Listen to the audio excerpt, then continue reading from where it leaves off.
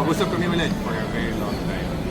What I do as an agent kasi every year I send out reminders, invitation also for all my clients to do a policy review with me.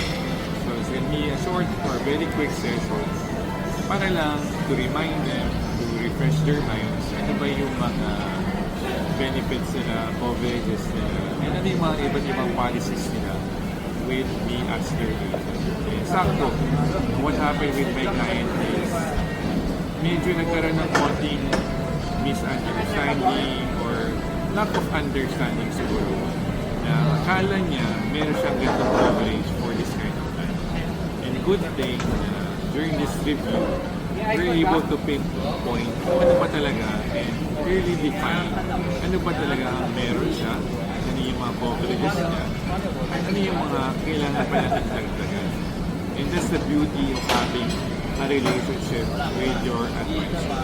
Hindi lang basta after the sale or when may kailangan ka, but it's a regular or consistent communication with your agent para alam mo talaga what you're getting or what you need to get more to have a full comprehensive coverage.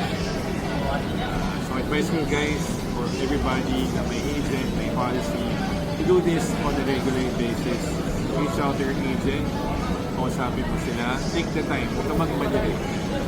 Really set a schedule, block off that period, para you can ask the questions that you really want to know, and you better understand ano ba yung mga coverages, ano yung pwede kong makuha, and what else do you need from an insurance, or other things na pwede na rin mapag-usapan when it comes to financial.